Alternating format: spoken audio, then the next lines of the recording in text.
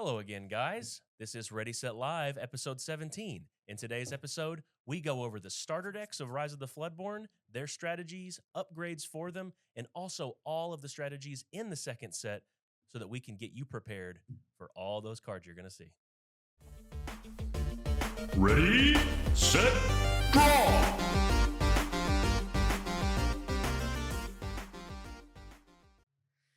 Welcome back, guys. And today's episode, man, we got a lot to talk about. We got everything revealed so far. Everything. This episode... Everything. Yeah, this episode could be coming out after people are already opening product, as long as you can get your hands on it. We hope you can get your hands on some product for Because Rise you know of the we Floodborn. did.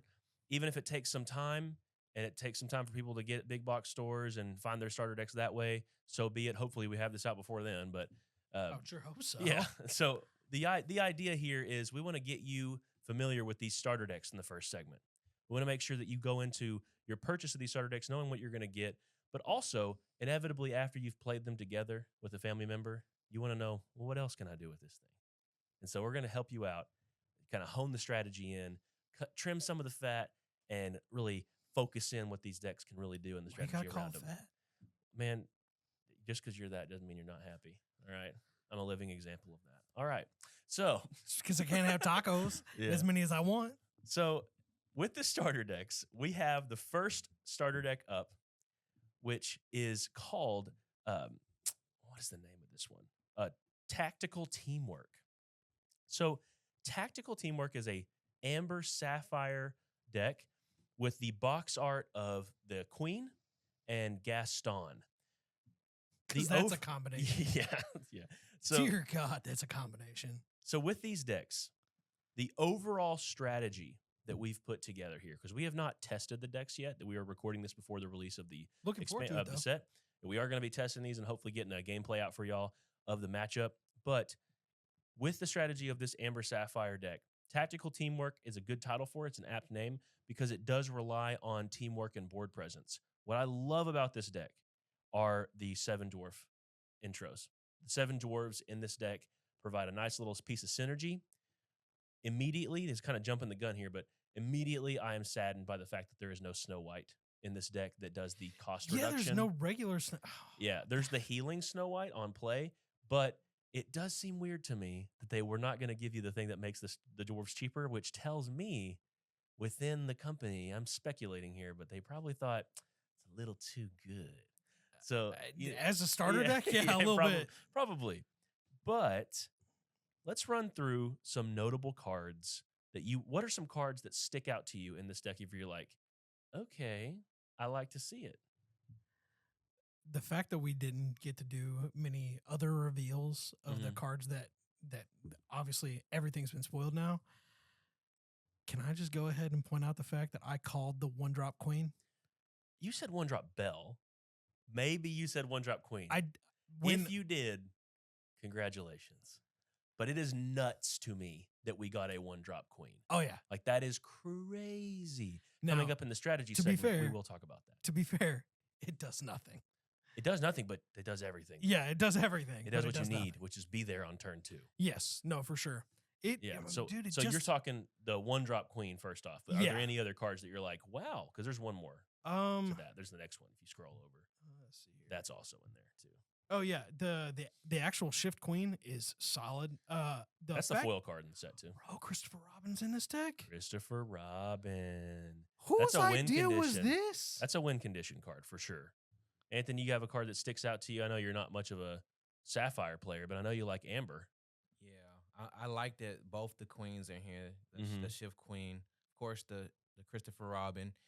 And I'm glad that all 7 of the dwarves are in this deck. They actually gave you 3 of some of them, I think. Yeah. Which one is this? Sneezy's at 3. Sleepy's at 3. Doc's at 4. What? No, that's my upgrade. That's my upgrade. Okay. List. I'm looking. I was about Sneak to say. peek. Hold on. They never give you the 4 of, but hey, that's going to be worth noting that you are going to want 4 overall. You're going to want 4 Doc for sure. So you're liking the 7 dwarves. Yeah. And what was the other character you really like to see? I forgot, or other card you want to see? The Queen. The Queen. Yeah. Okay. Yeah. So one of the cards that I don't really want slept on that's in this deck is Winning the Pooh, I was just about to say that. Thinking a Think. Yeah. This guy, or Having a Think, it's not a really, really good card. Think. It's not really good, but it's definitely something that like adds a little spice to the deck. It allows it to do something unique because there is a ruling on the card. It is like Fishbone Quill. So you can do any card. So if you, for It's some just like reason, Fishbone Quill because yeah. it's a 3-drop. Well, yeah, too, that too. But then again, being an item's kind of nice sometimes. Yeah. Instead of being a character, it's harder to remove. The other card that I'm really glad to see in this deck is actually the song 4 Dozen Eggs. Yeah, I was seeing That card, giving your characters resist 2 until the start of your next turn, means that it's going to give you a little bit of resilience on the crackback. Whenever you quest out, you have a little bit of safety from their challenges. That was nice, and it's at 2. So you can kind of expect maybe to see 1 a game. It's kind of like Grab Your Swords from the previous one. You only had 1 of that. If you would have had 2, that starter deck, I think, would have been really taken the cream of the crop. But been busted. One of the really cool additions in this deck is they actually have, in both starter decks, pretty decent card draw. The card draw in this one is mostly revolved around your item presence. So Popsicle at your 1-drop is going to be a card draw on play. And then you have the chance to use Judy Hopps to banish an item, which you can use offensively or defensively. And you can banish your own and draw 2. So you can banish something like Popsicle Sticks if you really don't care much to keep it. And you also have, I always mess with the name of this. Painting the Roses? Painting the Roses. Painting the Roses, I think, is a strength. Red. Yeah, that's a strength manipulation. You also get draw a card, though. Oh, you get to replace it. Ooh, that's nice. That's going to come into play in the strategy segment, too. I forgot that card had that. I forgot it said the best 3 words in TCG's draw a card. That's a nice bit of text on there. No, the other one is Hiram Flaversham. He's from the Great Mouse Detective. He says that whenever you play him and whenever he quests, you can banish one of your own items and draw 2 cards. So that's pretty sweet. Solid. Pretty sweet. And he has a nice 6 willpower so that he can be a target of maybe some challenges, or you can throw him into something, get some healing synergy going on. But regardless, Gaston, the Floodborn, draws a card on entry. That's pretty cool. He's got 3 lore. He's sweet. Overall, let's be honest, it does Sapphire Amber things. You know? Oh, yeah, for sure. It just does. I fill the board. I create problems. You deal with them. But what I'll notice is really, really abundant in this deck is a bunch of strength manipulation. You have minus strength to their guys, plus strength to your guys, ways to prevent their strength from mattering with the resist of 4 Dozen Eggs.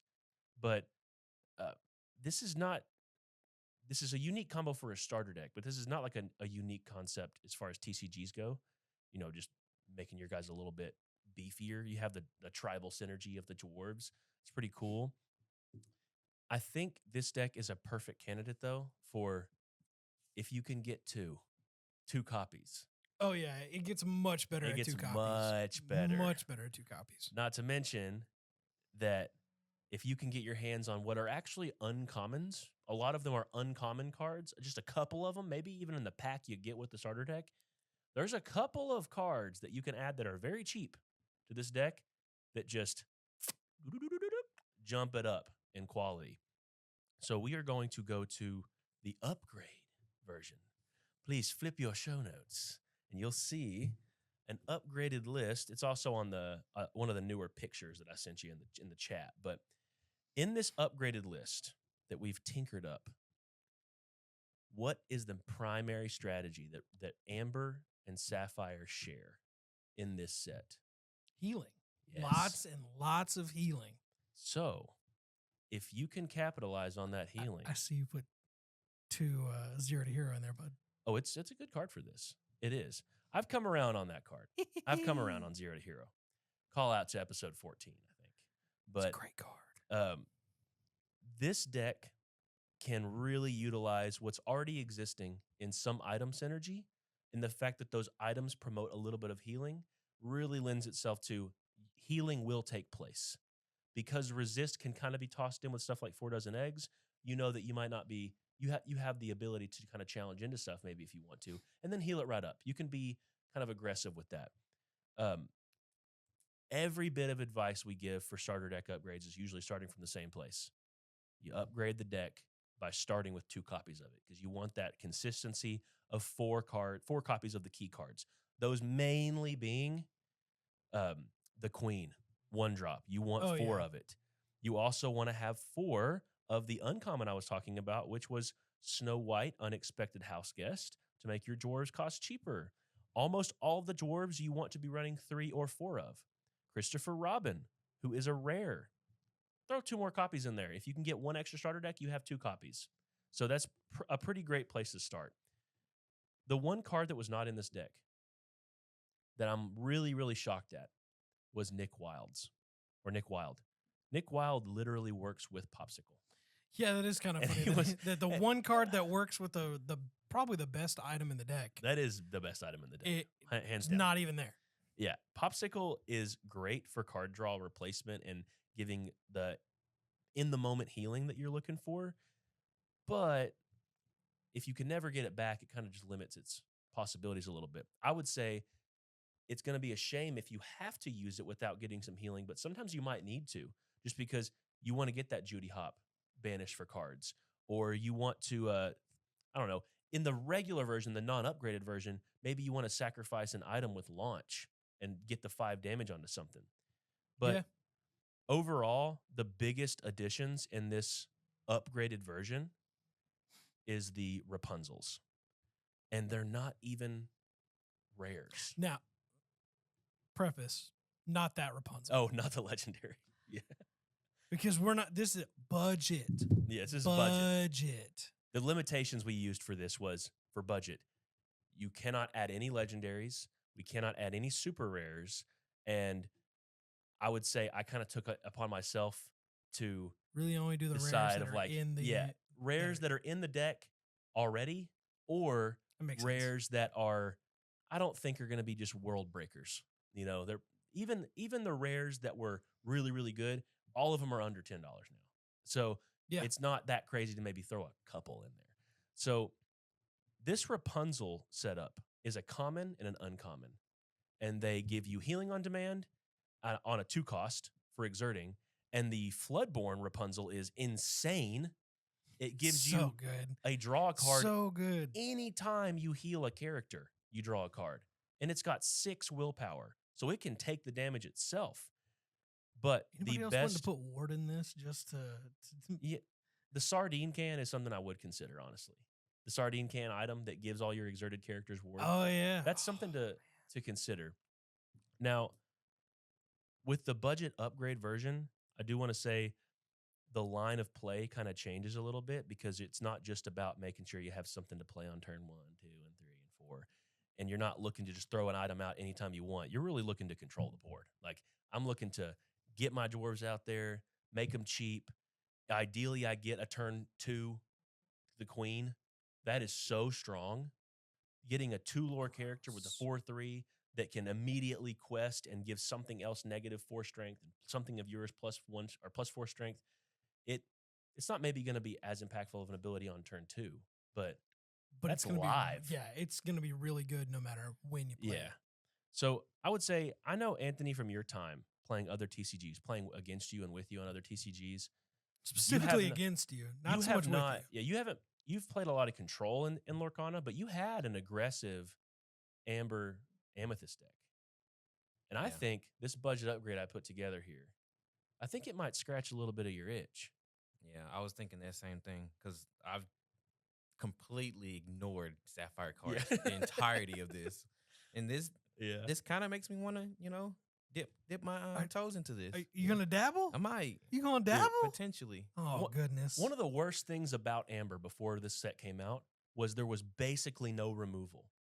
And the other... You can't tell Amber players that they got removal? What are you doing? The removal we added into this. Now, the card is not insane, but it's very really solid good. for like most matchups. It is World's Greatest Criminal Mind. It's a 3-cost song that you can exert a 3-cost character and it's free, but you can banish a chosen character with 5 strength or more. Did you say free? It can be free if you Right. play it, if you exert a 3 cost. And there's plenty of For 3 costs. free. The curve of this deck is very solid. So I want to say you have plenty of things that can sing this, but also you have ways to make something have 5 strength if you need it to. You can support with Happy.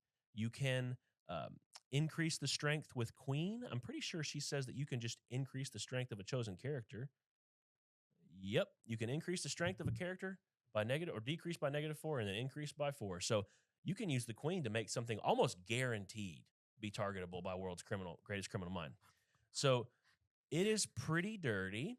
It's I a think really, it's a really fun deck. yeah, I think this is going to be a nice budget upgrade. Some of the additions were rares, but stuff like Zero to Hero, Just stuff like like that? Snow White, stuff like let's see. I mean, Christopher Robin's a rare. Even the Rapunzel Floodborn was an uncommon. Nick Wilds is an uncommon. I can't really assess prices on presale, but I would be shocked, excluding the price of your starter deck, if you had to put more than like $20 into this. I think that would be like totally fair, especially granted that you're probably going to get some cards that other people might want to trade for. So whenever you get this, how much is the starter deck? $17.99 is MSRP. Okay. So I would say that's your goal So is to be all in less than 50. That's pretty much we're a looking budget at goal. 35 for 2, and then obviously a couple of cards that you need to get multiples of. Mm-hmm. So You can do it for 50. I think reasonably you could build this deck for 50. Yeah.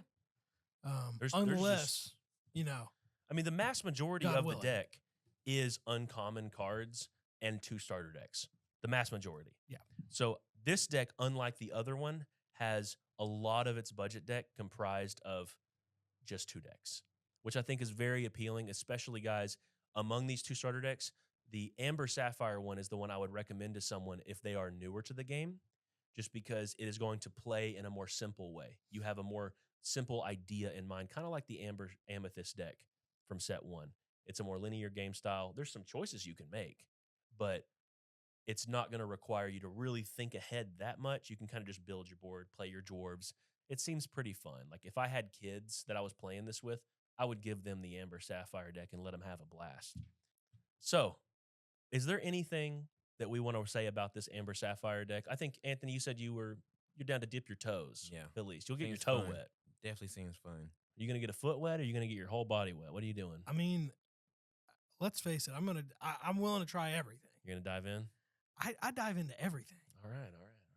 It's the way I Okay. play TCGs in general. Okay. I just want to know if I did a decent job here. Yeah, no, putting you this did good. budget. Okay. You did good. I'll let I you think be the the judge budget- at home. I think the budget deck is solid. I think Okay. we're gonna have some fun. All right, we're going to move on to the next starter deck. I know a lot of people, this is the one they're eyeing. This is the one they're looking at thinking, I'm going to invest my love, time, and attention into this because it has a precious strategy that has been blooming ever since a few reveals occurred. This is Might and Magic. Just to rattle off a few key cards here, it has, Some good stuff. oh yeah, Mouse Armor, basically the full Merlin suite. All of the Mims minus the Dragon, which that's a legendary. I imagine they don't want to add a legendary to the starter deck. It has stuff like the Prince with Bodyguard and Resist. It also has Tiana, the Resist and stop you from playing actions if she's exerted and you have no cards in hand. It has Kronk, the one that basically has Giant Fairy's ability on it with Resist. Bro. That is nice. Squeaker, squeaking. Yeah. And the other box art, Tiana's one of the box arts. The other box art is Merlin Shapeshifter, the card It that in should my be. mind will infamously go down in our first reveal of cards where we were like, I just don't get it, man. Why would you ever want to play this card? I mean, Anthony's going to play Befuddle like crazy. I get it. But remember that, Anthony? Yeah. You were like, man, I'm going to be befuddling. Yeah. You didn't even know. I had I- no You idea. had no idea. I feel just like knew. I feel like the funny thing was that Ant pointed it out immediately. It's like there's got to be something more. Yeah. There's got to be more to this It- that we're just not seeing yet. I- And boy, howdy, were you right. Yeah. I can admit when I was wrong. I was wrong. However, I don't want to pretend like you knew that we were going to get this much. Not this You know what I'm much. saying? Definitely not this much. Yeah, definitely but not this much. This is insane. I do want to commend Ravensburger for their deck construction here. It is really cool to me that they are at least willing to put 3 ofs of a lot of these Merlin and Mims together to fill out this deck and make it where the strategy can really take hold. I understand why they excluded some of the cards that I included in the budget upgrades. Like, I understand why they did not put Gruesome and Grim in here. I understand why they did not put Floodborn Madam Mim in here. And I understand why they didn't include the dragon. That would be nuts. However, because it's a legendary. the sleeper card in this deck to me, it's the Mouse Armor, dude. Oh yeah, no. The moment that I saw that was at 2 in this starter deck, I was like, man. But the other sleeper card, other than Mouse Armor, the one that I'm like, ooh, that's going to be really, really dirty. It's Hey Hey. The one that goes back to your hand when it's banished. That is something that starter decks are really going to love. I just want to point out that Hey became a phoenix. Yeah, it's beautiful. Here's the art of Hey Hey, guys. I will let it cover my face. No longer a chicken. He is now a phoenix. The majestic phoenix of Hey Hey. Beautiful card. I would have never thought that one of the top arts of Rise of the Floodborn would be a card called Hey Hey. Man. But Hey Hey is one of those cards that whenever it comes down, it's not like it's winning you the game outright, but it does say, hey, if you can't end this game, at least I have the chicken. You know, I can make sure that in this little battle of attrition we have going on here, I will never run out. You will. So that's just a beautiful include to me. Not that it's ever going to be relevant in every game. Just go back to Chick-fil-A, bro. It's not going to be relevant in every game, but in the games where it matters, it will be the deciding factor. So that's pretty cool. So we're saying right now in 2023 that Hey is going to be a deciding factor in this? Yes, in some games. Somewhere in the world, dear God. Someone is going to say the sentence, man, you have Hey Hey. Someone's going to say it. I'm going to be that guy that gets out the amber one. Yeah. It's like, oh, man, you got Hey Hey? But not the good one. Not the good one. Anthony, what's your favorite card in this set or in this starter deck? My apologies. My favorite card? Yeah. What's your favorite card? Like, what cards are you excited about in this? What are you excited to see in this? All of the Mims, like just, and the Mims and the Merlins. Mm-hmm. Oh, man, it's just the bounce. The bounce. Can we talk about the fact that Dr. Facilier got a 4-drop evasive? Is it a 4-1 or 4-2? It's a 4-2. 4-2. That's pretty good. But the reason why it's good is because his bigger half, the shift version Agent from Provocateur. is a 5. It can basically get a little more protection if you wanted to. That's really good. That's pretty sweet. I mean, the thing is, if you're going to play him on 4 and then shift on turn 5, he's not going to be exerted anyways. Yeah, no. Right? So it's like the evasive's not really mattering, but it does matter with Cinderella out there. Anything that can attack the Pick a Fight and Cinderella are both in the set, so readied characters aren't really safe they're no against longer steel. they're no longer protected Against steel. Yeah, that's a note. Thank you. That's a good. I didn't even think about that. Cinderella changes things, man. Cinderella changes everything. So one of the cards that I look at and I'm like, man, they really had to give you one was the Madam Mim Fox. That's the one that I'm like, you gave us 3 goats, but you couldn't give us 3 foxes. You know, it's like if you were hand selecting the ones that are like super good, I understand if I think about it for a second, just a second. The fox is really strong. So you don't want to just cut players off at the knees and let every single Might and Magic player like just run into anything in the early game for free. However, what are we going to do first to upgrade this deck? We get 3 of them things or 4 of them things. We're going to buy a second copy of this deck, but we're also going to get 2 more foxes because we've got to keep it going. We're talking to all of our friends who have this deck and being like, hey, you use that fox? Mm-hmm. I'm going to need to borrow that. That's the beauty of it. It's even if people don't want to play this deck, they're still going to get that card if they buy one. Mm-hmm. So this card, the fox and the goats, should be all over the market, and it shouldn't be too inaccessible. Before we get into the budget upgrade version, I do want to emphasize a couple strategy notes of the deck. This does not feature Floodborns. It does not feature anything that has to do with the Floodborn strategy and synergy. even though the Amethyst cards of this set do have that in their DNA. You got the blue fairy and stuff that lets you draw when you play Floodborn, stuff like that. The fairy godmother, pretty sure that's a Cinderella thing. I'm blanking. Either way, that's not a focus of this. It's a really good card. Yeah. The main focus of this is going to be that bounce strategy, but also resist. Mouse armor is good. Yes, it is. That card looks so fire. It's just going to make every single thing, because resist stacks, it's going to make every single thing you have. You could play multiple mouse armors and just make it where you never take damage in your trades. And it's not like this deck is going to have a really, really hard time getting those trades to occur, because if they left something exerted and you can't challenge it right now, they gave you cards like I'm stuck, just to let it sit there and get stuck exerted. They also gave you the ability to use the card freeze, which exerts the character outright. I understand why they didn't give you Elsa. They didn't want that to be completely repeatable, but that'd have been bad. Oh, very bad. Yes, because nothing's going to be worse than an Elsa freezing something you have down, and then a fox rushes in and you feel hopeless. But overall, there are some cards that I would consider kind of dead weight here. A strategy section tidbit I want to emphasize: you may be tempted at the beginning to, when you're mulliganing with this deck, to say, I don't need the cup. I don't need Tiana, the 1-drops in the deck. You probably should keep them in your hand, even if you have multiple. You want to ink one, sure, but you probably should put one out on turn 1. Even if it's something that you don't love to do, even if you want to get to your meatier stuff with your 2-drops and 3-drops, because if you want to play a Mim on turn 2, you have to have something you need to return to your hand. So while it was tempting to cut some low drop cards for the upgrades, we could not do it. Don't do it. So that brings us... Heck, we even added more. Yeah. That brings us to the upgrade section of the deck. Budget upgrades. This was a challenge to me because there were so many cards I love in this deck. There's so many things that are like really cool in the deck that I'm like, it just doesn't work as a cohesive unit. So it's kind of like the Amber Amethyst deck in the first set. It had all the princesses and it had all the brooms and Mickeys and low drop stuff that you're like, yes. So the first thing you had to do. By the way, did you see the mecha broom?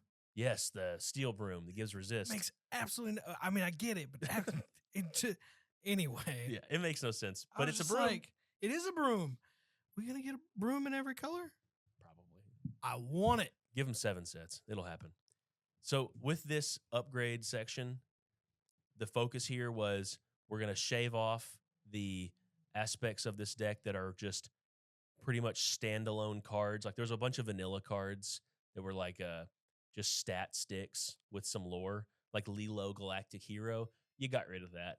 Eli LaBeouf, you got rid of that. Naveem, Prince Naveem, get rid of it. But you fill the deck with some more 1-drops with Simba, Future King. And so that's some card selection too, because if you have Merlins, you want Mims. And if you have Mims, you want Merlins. So you want that card selection. I did have to get rid of Cinderella, the Knight in Training, the one that's a 2-drop. However, you can throw that card back in if you want. It doesn't really work with the deck anyway. It doesn't, not as much. Yeah, you don't have the high Cinderella, which is a super rare, by the way, which is why it's not in here. This deck had so many super rares and legendaries that I wanted to add, but I just couldn't. So it stops being budgeted at that point. Oh, man, it's tough. But with this deck, one thing I was shocked by, there's no friends on the other side, and it's an Amethyst deck. So how dare they? We've got to get some more like on-demand draw, and the deck plays a bunch of 3-cost characters. So it's not like you don't have the means to play friends. We're going to add more Maleficents because you want to draw cards, you want to see more stuff. Because Rush is really nice, I think the Pocket Watch is very complimentary. One card that I wanted to cut at first, and it wasn't in the deck the first time I'd made this little budget upgrade, was Benja. I know you're thinking, Benja, that staple? Benja is the steel 4-cost card or 3-cost card that when he's played removes an item. He's right in the corner there in that picture. He removes an item. He banishes an item when he's played. So he's basically a cheaper version of Beast. Yeah. So the issue with that, he's actually better than Beast to me because he's got 2 lore and he's 3 cost with a 2/3 body. That's just more convenient to me. I don't care about the stats that much when I played Beast. I just want the effect, you know. for cheap. You got to have Benja in this deck if you're budget upgrading, with the caveat, if you're playing against the other starter deck, because you do not want them to have free reigns of gumbo pots willy-nilly, no matter what. Such a good card. Yeah, if they have a Rapunzel in a gumbo pot, you are in trouble. So you're going to use that Benja, and you're going to pour that gumbo pot straight into the trash. This deck overall, we're just upping the consistency. We're adding more rabbits. We're adding an extra goat in there. The cool addition was Pinocchio, the Floodborn Pinocchio too, to help with the bounce. I love that Pinocchio. Dude, you can use that offensively as well. For sure. Another card, Anthony, I know you're going to love it. Second row, far to the right. What did we toss in here? Talking about the Gruesome and Grim. Yes, Gruesome sir. and Grim. Yes, sir. That's only a rare. So I thought it was fair game.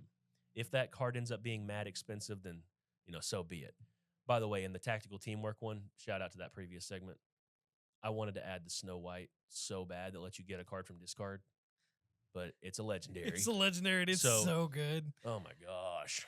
So with this one, the card I wanted to add Banished so Pile bad. Manipulation. Yeah, there was one card I wanted to add so bad to this deck, but it's a super rare. It's Arthur.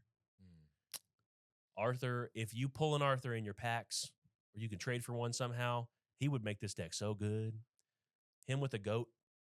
It's the goat. It's the goat. It's That's why nuts. he's the goat. It is the nuts. goat. All right. So you've heard what the decks are, how you could upgrade them, the strategy of how you're playing them. But we have one more little tidbit that I think is going to be useful for a lot of people at home, and it is the matchup. If you are playing in any kind of starter deck challenge, if you are playing in any kind of event where you're going to be playing against these decks, playing against each other, the mirror match is the mirror match. The more you play your own deck, the more you know what to do against it. But when they're playing against each other, I have a couple notes, and I can run through these pretty quick.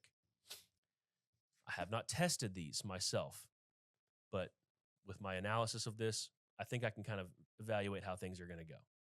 First off, they seem pretty fair.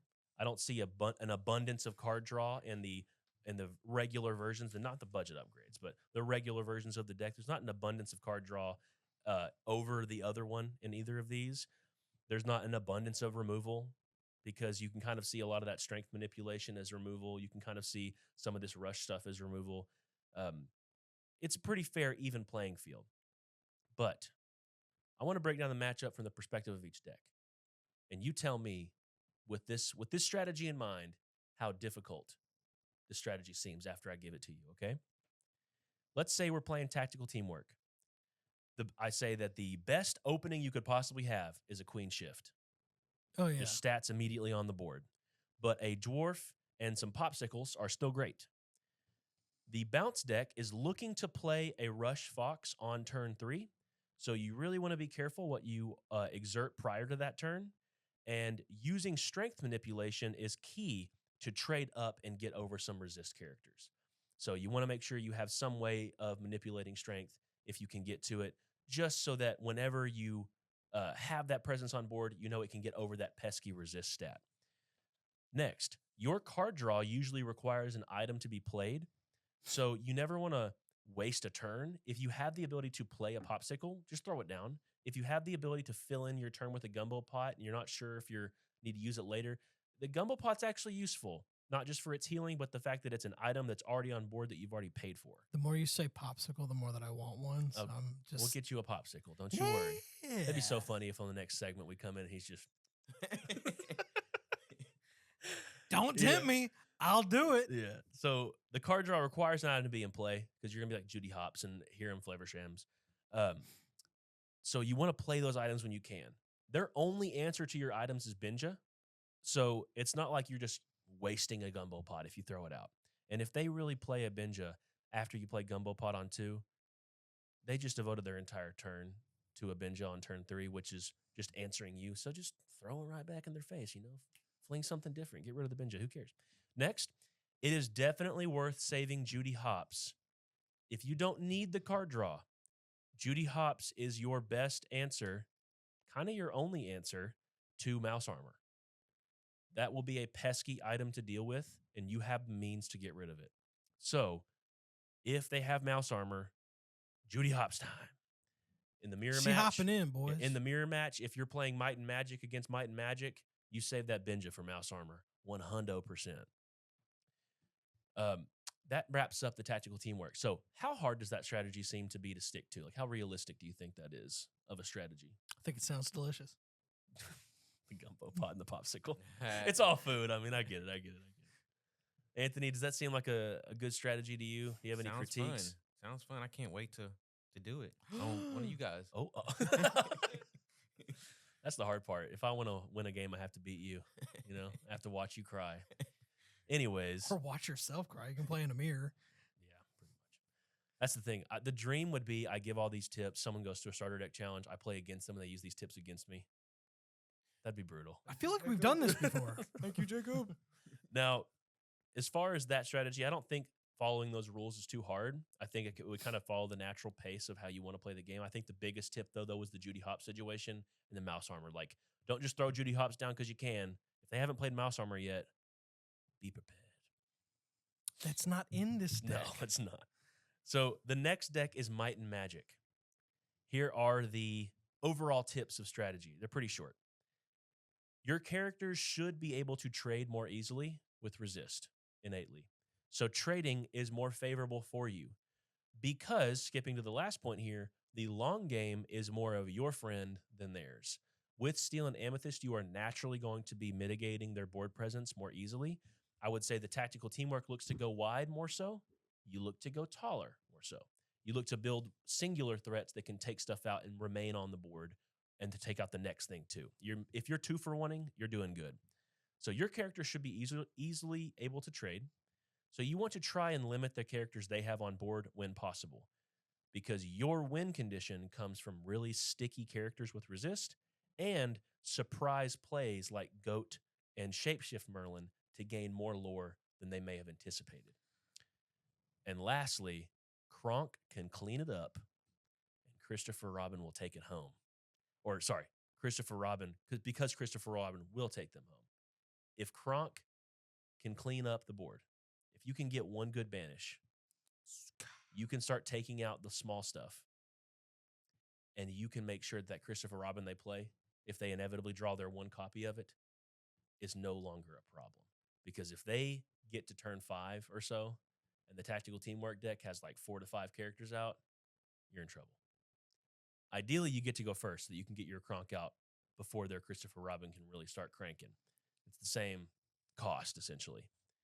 So, that's all the tips. Does it seem easy? I mean, basically. I mean, it's very easy for you to go tall and me go wide. So, I mean, it's... The chairs equalize, guys. I'm tall. So what do you think, Anthony? Do you think that's a strategy that could work against team tactical teamwork? Right, but it's starting to really look like what tactical teamwork has the advantage, basically. It seems like it's pretty even to me. There is a article by Eric Switzer at The Gamer that I read before I budget upgraded these because I needed a little bit of inspiration. I'm pretty sure he's gotten to test these decks because he got them early. That'd be pretty sweet. Very lucky for him. He said, because he's actually tested them, that it's a pretty fair match. Okay. I would say we'll trust you. Yeah, based on my analysis of this stuff, just looking at the cards, looking what's possible in the plays, the flow of a game can never be predicted. But it seems to me like tactical teamwork is easier. Just because I know that if I were playing the Might and Magic deck, I would look at it and go, oh man, is it worth it to return this crab to my hand to not really give anything of note Challenger 3 this turn just so I can get the Fox out and get rid of that 2-drop? Like, you kind of have to think like, is it worth it? You have to make card evaluation situation or card evaluation moments have to be like big for you. If you're playing and you're an experienced TCG player and you're just piloting the deck to the best of your ability, I think the bounce one actually has some more like combo moments where you can really shine with your knowledge of the game. That being said, I don't know what you do against the turn 2 queen. If you can get that out, oh my gosh, you really control the flow of the game. Because any character they play and dare quest with, done. I'll say this, it's much harder to do that when it's a one-of. Yeah, so for like sure. Just straight up out of the box, the starter deck, Mm-hmm. like you're going to be mulligan heavy to be able to get that queen. You could. I wouldn't recommend it. I wouldn't recommend it either. I'm just saying if you get it, you're in good shape. Yeah. That being said, go for broke. Do it. More often than not, it's kind of like with the Ruby Emerald starter decks of set 1. I remember watching the Ruby Emerald starter deck and thinking like, man, if you can get Aladdin, you're set. But that wasn't the card that won you games. The card that won you games with the Ruby Emerald starter deck in that set was Jasper. Jasper just locked the game down. Because he's really good. He's really good. So there's sneaky cards in here, and I think the sneaky card in the Might and Magic is Mouse Armor, and I think the sneaky card in Tactical Teamwork, where is that deck? The sneaky card in here is probably, I mean, the Queen's just so good, but she ain't sneaky. The sneaky... You're going to see that one coming a mile away. The sneaky card in here probably is going to be... Christopher Robin. Well, that's also a one of, though. Honestly, it's tough to find a singular card in here, but Cruella is pretty cool. She has evasive, and she's a 3/2 statted body, but she's not really repetitively doing something. Judy Hopps just giving you card draw really could be super strong. Yeah, no, that's a really good card. At first glance, I could be missing something. If I'm missing something, guys, let me know. But it seems like teamwork. Get in the comments. They really do stick to their namesake. There's no I in team because all these cards work together. So that wraps up our starter deck segment. Hopefully you enjoyed it. We will be back with some strategies introduced in set 2. Coming at you soon after this break. This episode is also sponsored by Meeple City Games. Looking for a local game store in your 4 states area of Texas, Arkansas, Louisiana, and Oklahoma? Meeple City Games is the place for you. Stocking TCGs such as Magic, Yu-Gi-Oh!, One Piece, and Lorcana, Meeple City Games is your one-stop shop for all your TCG needs. Check out the link in the description below to check out their location. Meeple City Games. Come join the fun.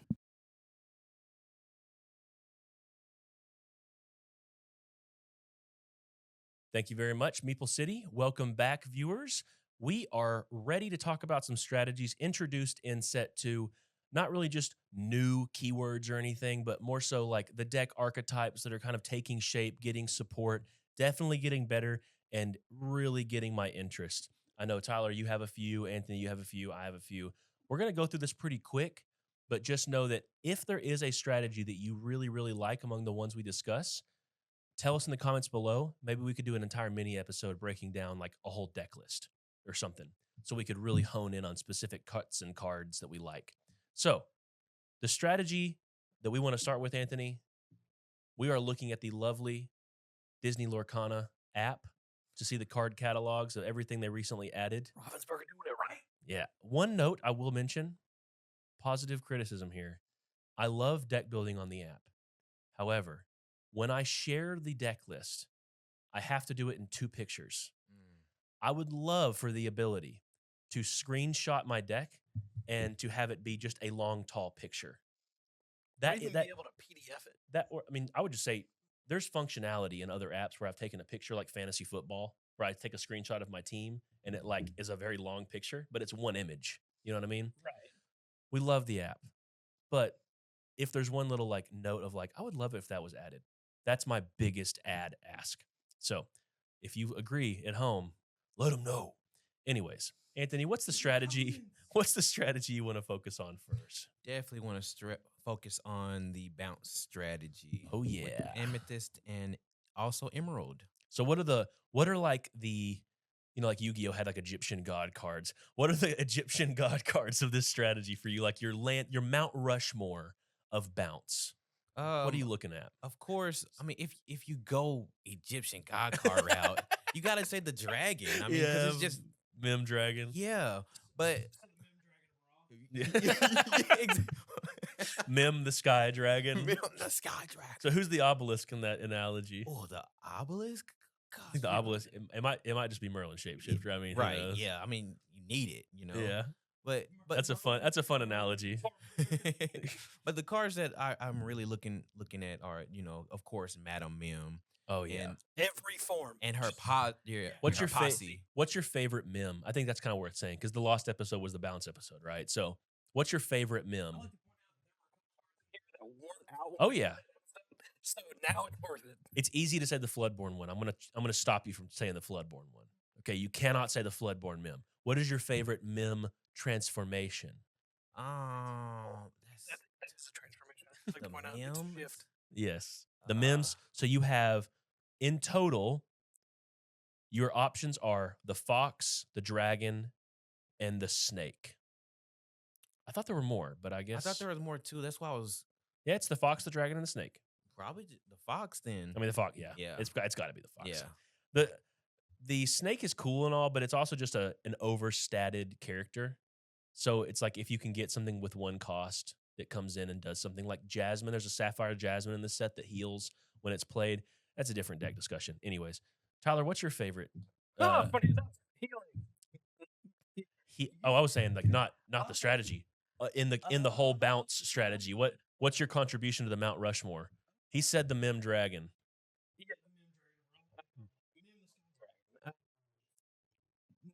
If you're, I think I know what you want to say. If you're not thinking of it right now, is Merlin? Okay, then I'll say the other one.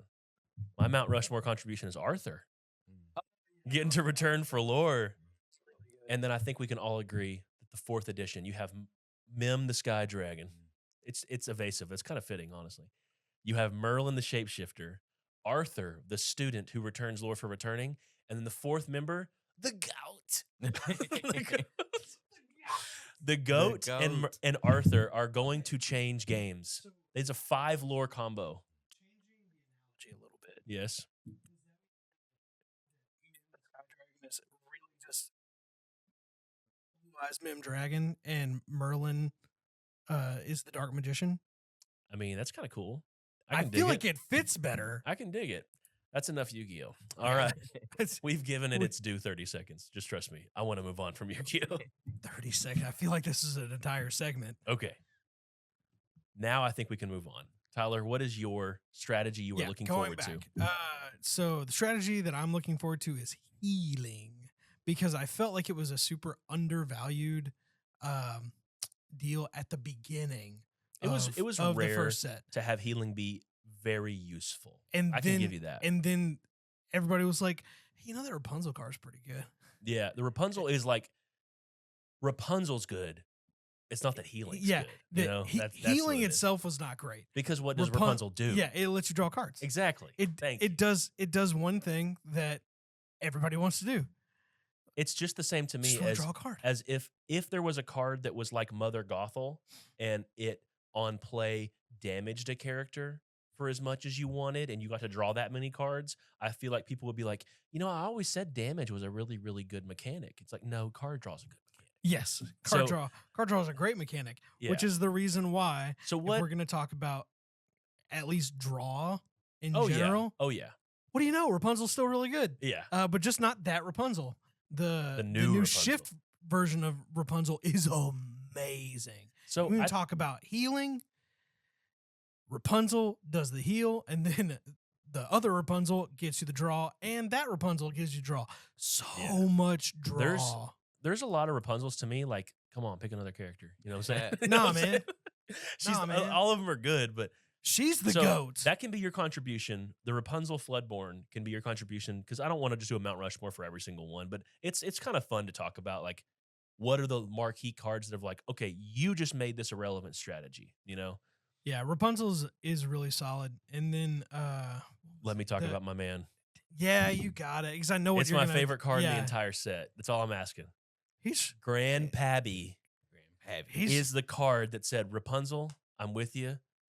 I can do better. Yeah. Hold on. I know you're healing and drawing cards, but how do you actually win this game? You get lore.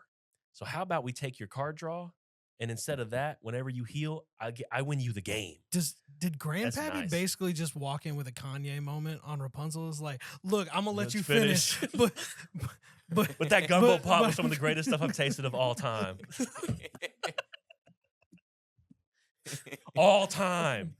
No, look at me at home. Look at me.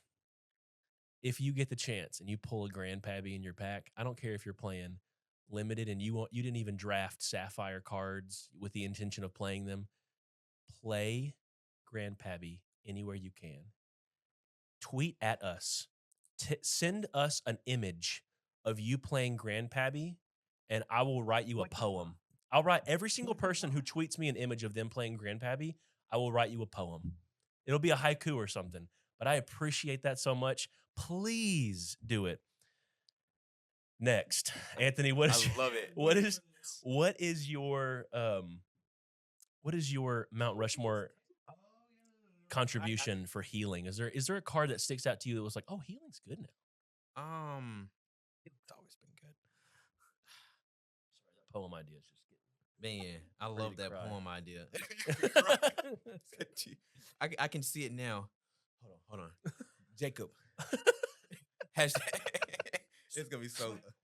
When we do our box opening, you know how I freaked out for Mickey Mouse, Brave Little Taylor? It's Grandpappy, and he's a super rare, so we're gonna see him. We should at least. Anyways, Anthony, was there a contribution to healing that you liked? Healing.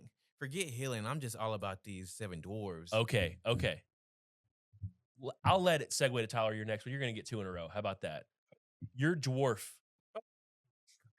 Tribal is something that exists a lot. That term kind of coined from Magic, where it's like one of all tribes, like a similar creature type in that game. For character types in this game, I love that they made 7 dwarves a character type.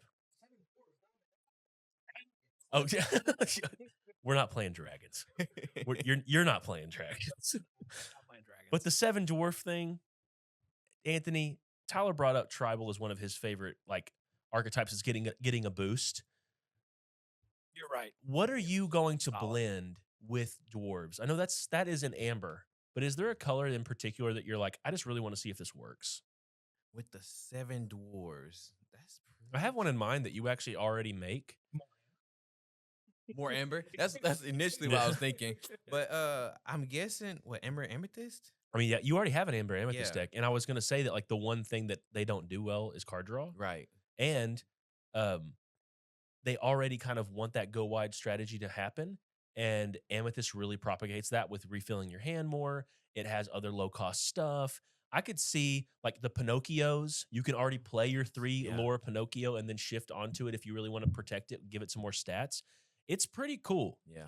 So the other tribe that I want to keynote, I forgot who it was on Twitter. I'll try and find the screenshot that I saw of it. I think it might have been First to 20 that tweeted this, but they showed a chillin' to villain deck. And I was on like a whole walk in my neighborhood talking to Dylan. And I was like having a mind-opening moment of like, in this set, we no longer have to make a deck and say, okay, what can I put in here to make 60 cards work? Like, are there enough? Because you remember you made the villains at Gen Con, and it was like an amber, emerald villain deck. And at the time, I was like, but you got to play like a lot of like whatever villains to make that work. And it could have had its moments, but it wasn't like a functional like beat down deck. You get to choose the villains you want now. Like if it's you get a choice, a buffet of options of like, I'll take a little Hades, I'll take a little Hans, I'll take a little Tremaine, I'll take a little not Flynn, but I'll take a little Evil Queen. That was all Emerald and Amber. Yeah. So the villain, villain tribal is actually legitimately looking good. The deck list that I had, as long as I can get the screenshot, if not, I'm so sorry. That deck looked so fun because it really, really keyed in on the fact that like it can do its own thing. It does not rely on Hades as a win condition. It just uses Hades as like oh yeah, and another thing. You didn't expect me to crank out 7 lore this turn, did you? Because every single card in my deck is a villain. It is nuts. Yeah. So tribal, Tyler, was yours. Anthony, you kind of spiced it up. I want to get one of my strategies that I'm really looking forward to. It kind of ties into our card reveal that Ravensburger was so generous to give us. It is the self-damage strategy. Why are you hitting yourself? Why are you hitting yourself? It is the self. Why did you? This man just touched me without my consent to hurt me. That's not self-damage. You moved my hand. You hit yourself. I need to be hydrated for what I'm about to do. which is get into some cards. So self-damage introduced with stuff like Teeth and Ambitions, but also introduced with the James Reiner on Twitter. Congratulations, bro. Getting a card reveal of Mother Gothel, which it's a 3/4 that comes in with 3 damage counters. Also helped because you can't just deal damage if you want to do self-damage. You also get to draw cards. You can use Dinner Bell, sacrificing your damage characters to draw for the amount of damage they had on them. It is something that is like really, really cool. And the thing is, self-damage would be one thing that Ruby can lean into, but it's got to have support from something else to make it truly realized. And there's 2 colors. Grand Pabby. Sapphire, when I inevitably want to heal them back up, is really, really good for that. But the other that ties into your strategy is healing with Amber. It is the first time that I've looked at an Amber deck and thought, yes, I think I could do that. I don't love Amber usually, but this deck, healing is something I can get down with. Whenever you were forcing me to heal with Dinglehopper, I was asking for a different utensil.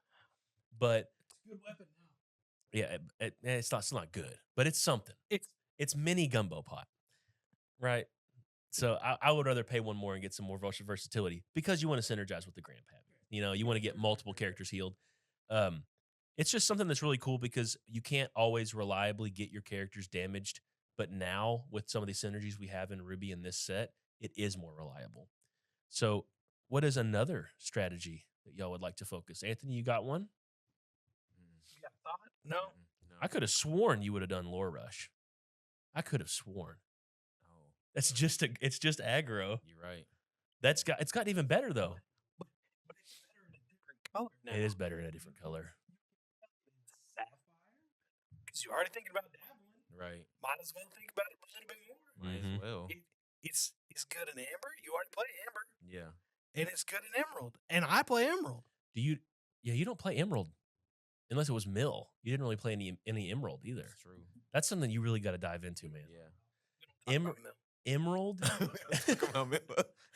It's like Bruno. We don't talk about Yeah. Bruno either. Emerald and Sapphire, Anthony. I'm telling you, if you're not on this, you got to get on this. It has some, like the Bell Archer, they're never going to challenge her, right? So with Sapphire, you get resist options or you get ward options to protect those pesky emerald things. What made Cusco so good? He had ward. You can make so many things become a Cusco with Sapphire because Sapphire also is getting the early game synergy of like more aggressive characters and more protection for those characters. It's pretty cool, man. So I think you should be dabbling in that. Probably will. If Alright. it's anything rush, Mm-hmm. just empty my hands and hey, Yeah, I'm all about it. Emerald's doing a lot of carrying on the aggressive side of things, but Sapphire and Amber both offer some cool options. Tyler, you got one you want to highlight? So It's kind of in the same colors, honestly. why not talk about the one freaking thing that this entire set is supposed to be about? Floodborns. The Yeah. Floodborn synergy is real now. There are so many Floodborns, and it in every color. I would say this. The best, in my opinion, the best payoff for your Floodborn strategy is an Amethyst because it's going to give you the ability to draw a card each time you play one.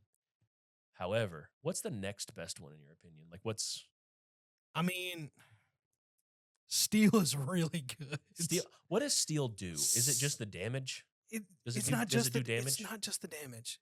It's the I meant with the ability to Floodborn. stop damage. Oh, with resist, yeah. 'Cause, Yeah. I mean, Sapphire is obviously. You know what? Scratch that. Sapphire is the best one. Oh, because you get the blanket resist. Hands down. It's not just blanket resist. It's the fact that 100% overall, the best thing about Sapphire, it's the only color that has anthems. That's true. Here's the thing though. Your payoff in Sapphire for Floodborns is Miss Judson, the one who like gets you basically the Detective Mickey effect each time you play a Floodborn, which is something that's like good, but that's not like I hang my hat on it type synergy. No. I just think Sapphire is really good because it has really good Floodborn characters, right? So your Auroras from set 1s, your Grandfather Clocks from this set, even Gaston, I think, is a legitimately decent Floodborn character. No, Gaston. That being said, to pass up the chance to play a Floodborn Cinderella is a crime. Floodborn Jafar, the giant mecha snake. that one is sick, man. Whenever he challenges and banishes something, you draw a card. And you get super good stats on a steel Jafar underneath it, which is just like a 3/2 that gets evasive on your turn. Like that is sweet. So Steel's actually getting there, man. Steel has giant Tinkerbell. That's I mean, hey. Steel, Amethyst, Floodborns. Is that what you're gonna do? Or are you gonna try Hercules too? All right. Hercules. All right, get the gumbo pot out now. We're cooking. We're cooking. All right. So a couple other strategies. There is a strategy. Now this can be a quick one. Queen Fling. It was mentioned, I believe, by Jedi Geek Girl on Twitter. Thank you for all your submissions, guys, who are offering different strategies for us to talk about. Queen Fling is focusing on the Emerald Queen card. Let me pull it up. I don't want to get it wrong here. The Emerald Queen card that has no lore, but has something a little bit trickier in mind. So, oh my gosh, I keep on tapping away from it. Oh, it's good. It's real good. It has an exert ability. That's what I'm trying to find it here. Here we go. A 3-cost uninkable, the Queen Disguised Peddler. 2 strength, 3 willpower. The ability, a perfect disguise. Exert. Choose and discard a character card. Gain lore equal to the discarded character's lore. Yum. Whoa. I will take a bite of that apple. So with the Queen, you can do things like break the rules of the game, kind of, and take these high lore characters that usually would require a lot of build-up time or a specific condition to be super strong. Flynn Rider, the new Floodborn Flynn Rider. That's 4 lore, right? Has 4 lore. You can chuck him. He has 4 lore inherently on the card. He doesn't require some ability to pump him up like Bell would. So you actually get 4 lore when you pitch him with the Queen. Why am I feeling like Ruby Emerald is going to be really good for no reason? I mean, Mickey Mouse you can fling too. My thought would be with the Queen, with the strategy this is really leaning into was Amber, because of the legendary that Amber just got. Snow White. When she quests, you get something from your discard pile and put it into your hand. So you can just immediately start just fling it, bring it back. Fling it, boomerang. Fling it. Yeah. It's awesome. Your best friend. It is a super cool deck because you got to, every time a card comes out, you think about what it can do on its own, but you also got to consider what it can do when it's paired with itself. When you can get 2, you can start to get surprise plays happening. And it's not some blasphemous thing to play a 3-cost thing and a 3-cost thing and let it sit there and just hope it doesn't get removed. And then on the very next turn, pitch to the discard pile 2 cards that are high lore. That's scary. You can get half your win condition based off that play. Yeah. Man. But, Tyler, do you have any other ones before I get to my last one? Because my last one introduces a little problematic moment in the state of Lorcana. Oh, yeah. I mean, I'm cool with the song synergies that are coming out. Like, it's not really... It's nothing crazy that's going to be, like, game altering. It's getting new toys, though. Yeah, it's giving you new things to use, which is cool. Like, I like the Mulan. I like World's Greatest Criminal Minds for that deck. I like. I don't think Steel has that stuff, man. I don't think Steel has a song in this set, if I'm mistaken, that was like crazy. The Strength of a Raging Fire. Song either? Well, Strength of a Raging Fire and Let the Storm Rage On are both songs, but I don't know that Strength of a Raging Fire actually could be pretty good. It deals damage to chosen character equal to the number of characters you have in play. Okay, no, that's pretty solid. That's pretty solid. However, I don't think that that like the characters you would add to that deck, I think you just get more choices. Oh, that's the next set. So the strategy that I wanted to emphasize here is it's called Challenge Matters, and it's a Ruby Steel archetype. I think it was also suggested by someone on Twitter. I forget the name. Sorry, but I'll post you up here. Challenge Matters is a steel Ruby setup where, because you have steel, you don't have to challenge just exerted stuff. You have the option on a moment's notice to challenge readied stuff. But also, Ruby, my favorite ink color, got a bunch of toys that boosted up the strategy that requires you to challenge. Back in set 1, challenging, all it did was clear out the way for you to have safe questing. But now, challenging can be a win condition. With things like Shere Khan, with things like Queen of Hearts, you can start to imagine a world where while you quest, you achieve the other great things in TCGs, drawing cards and winning the game. So Shere Khan in particular is a big part of something that's going on right now. This is not in Ruby Steel, but it's in Ruby Amethyst, but this is a combo that I'm sure you've seen by now if you're tapped into other YouTube and Twitter sources for Lorcana. And if you're not, prepare your pants. Yeah, it is an infinite combo, and I will animate it onto the screen right now. You have Dr. Facilier, Agent Provocateur. You have Madame Mim, the Floodborn character. You have LeFou in your hand. You exert Madame Mim, play LeFou. LeFou gains Rush and will be banished by the end of the turn. LeFou has Rush, so he challenges into something, hopefully getting banished in the process. Because you have Dr. Facilier, he goes back to your hand instead of staying in the discard pile. Now, if that were it, then it would just be a way to clear the board for anything that's exerted. Amethyst has ways of exerting stuff down, but now you just have to keep in mind, like, you have technically a lot of challenges. Now, what about if you have Shere Khan on board? If you have Shere Khan on board, every single LeFou swing is one lore, which can start to add up. Even if you're not going infinite with it, that's still a problem because it means you can't really exert much and feel safe. So the other aspect of it is, how do I make it infinite? Well, if your opponent has something with 2 strength and resist 1, and it's exerted, LeFou can challenge into it. He deals no damage to it, but takes damage and gets banished. Brings him back to your hand. Because the character took no damage, it's still there, waiting to be challenged over and over and over again. This is something that will result in you, because of Shere Khan, giving you infinite lore. You get to 20 quick. If you have Queen of Hearts, it will give you, instead of Shere Khan, it will draw you into Shere Khan, as long as you can still play him with your ink. That being said, you also technically, I think, LeFou would have to ready him up. So I was thinking you could Madame Mim the Shere Khan out, but you have to ready it, so it's fine. Is this going to kill the game, guys? No. It requires like 4 specific cards at a specific time. What you're asking for to happen, like, even though it is 100% possible, you can build the deck around it, whatever. You're asking for a lot. Yeah. Like, You probably win the game if you have that kind of board state. It's literally like me, like, being like, but hey, this is gonna be great. Yeah.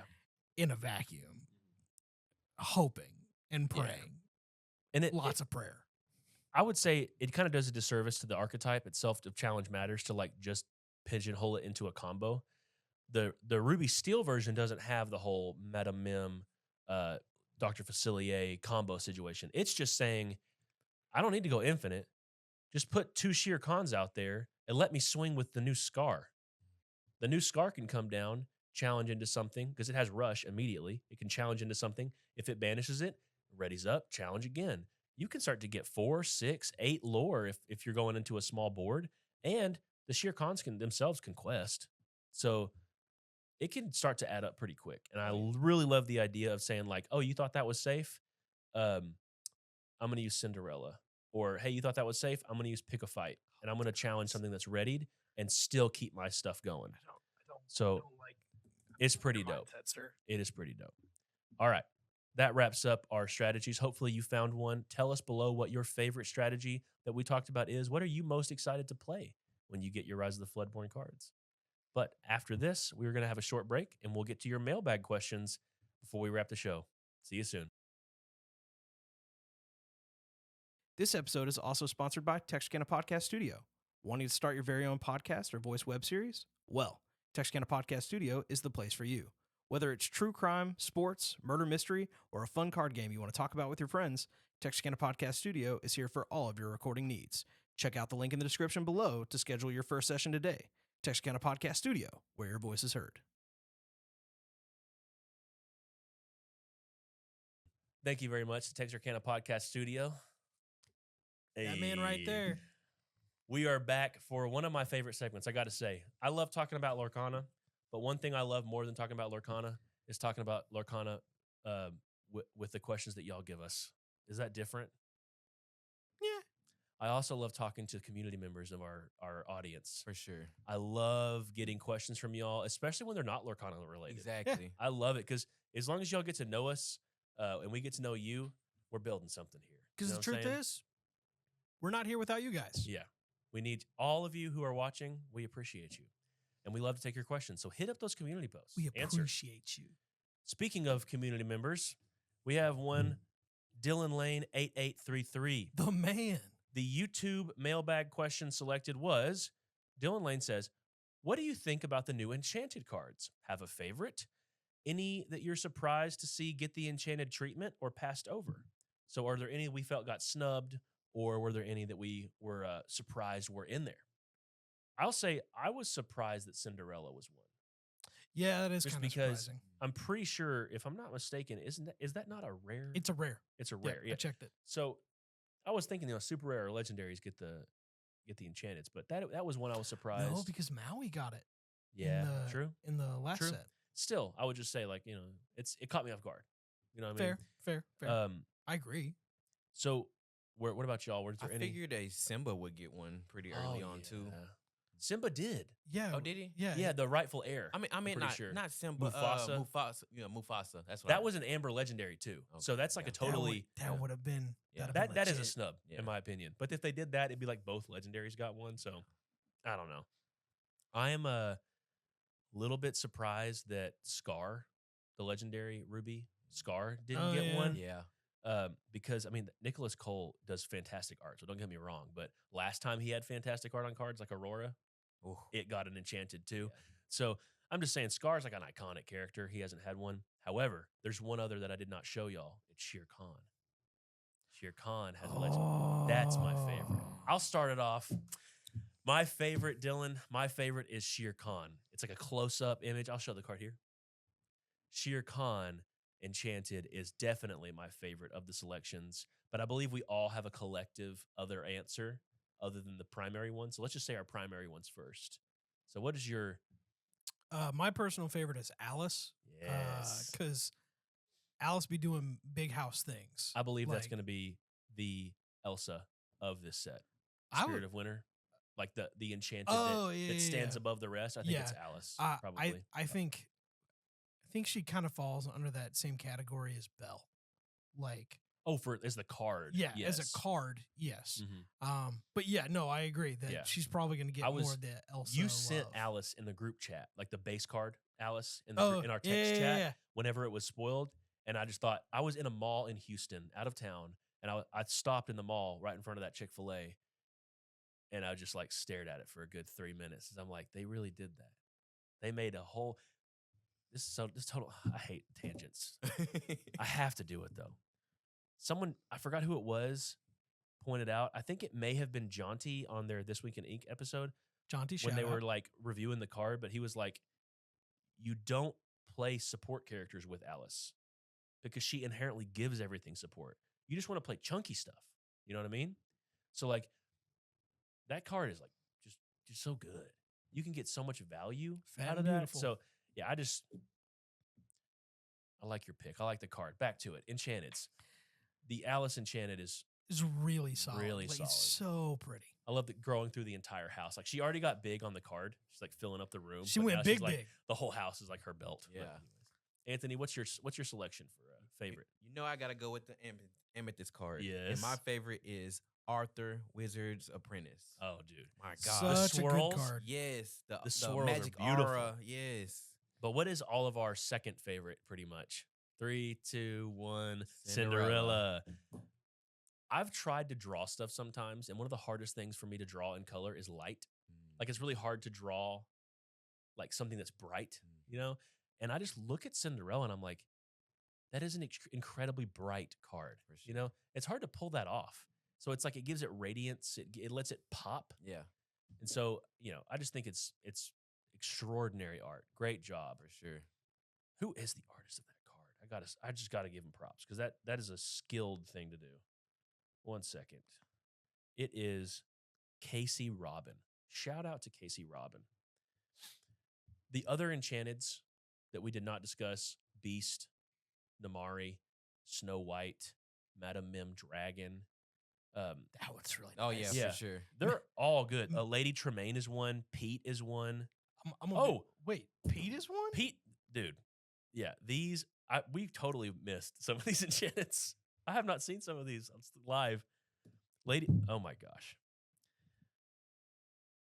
Sisu is one. We learned Wait, Wait, Sisu the is dragon? Yeah. You're learning it live, folks. Dishonor. Oh my gosh. Dishonor on you. Dishonor on your cow. Dishonor on your whole family. That means Shere Khan's still my favorite. Okay, Shere Khan's still my favorite. Fine. He's like holding his paw up and everything. Like, just it's sinister. I love it. Love the card. If I get, I want it. I want it. Okay, we got to get past that question. We have one more question to answer. It is the Twitter question. It is from Joshua Troubadour 88. By the way, thank you, Dylan, for your question. Yes, thank you, Dylan, very much. Troubadour, we've answered a question from him before. He was very kind to us. He graced us with another wonderful question. He says, I know we are all excited for set 2, but we are also approaching the holidays. What fun traditions do each of you have for Thanksgiving and this time of year? Along with breaking into this new set, I'm looking forward to relaxing with family and enjoying good food. Same. Oh my gosh. Same. I need some off days. Yeah. So, Anthony, let's start with What you. off days, sir? Man, I need some off Let's days. start with you, Anthony. Other than your off days, Yeah. what traditions do you have? What are you looking forward to? So traditionally, in those off days, my wife and my mother-in-law and my wife's siblings, they all get together and they cook. And typically not in my house. So Is there a gumbo pot? yeah, There better be a bunch gumbo of pot. them. So typically, like Ant don't eat gumbo. no, I don't. Yeah, that's a whole nother thing, a whole Okay. nother rabbit hole we'll have to go down one day. But Talking about the pickiest eater on the face of the Exactly. planet. exactly. This man right here. But typically, I don't do anything Thanksgiving Eve. Yeah. I'm just at the house, just chilling, like just walking So, around naked. Wednesday? But Wait. Next. but yeah, Wednesday is just Yeah. a chill day, and then of course Thanksgiving we get together.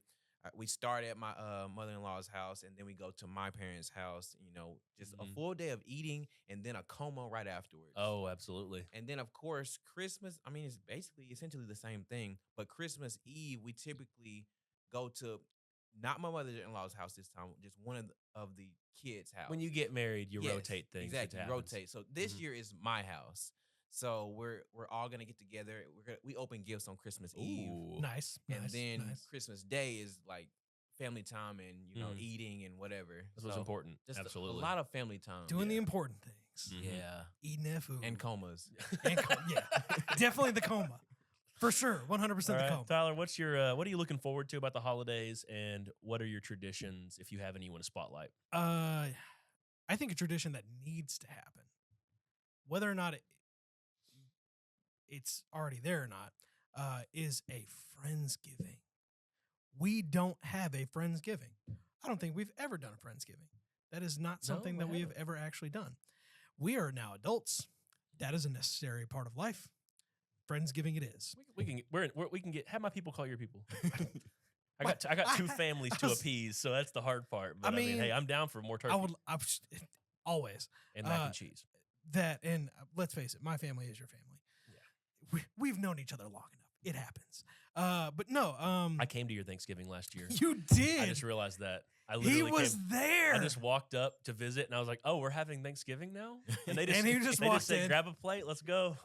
He just walked that in. was incredibly nice. That but- was Don't mind if I do. hilarious. yes, it was delicious. It's just, oh no, it was amazing. So what are your traditions you're looking forward to? So so kind of like Anthony, we kind of alternate because in my family, both my siblings are both married. Mhm. So shout out to my nephew, who I know for a fact watches the show.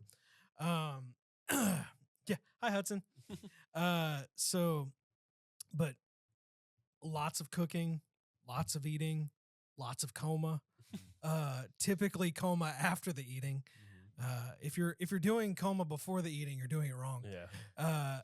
But same thing with Christmas. We typically open gifts on Christmas Day.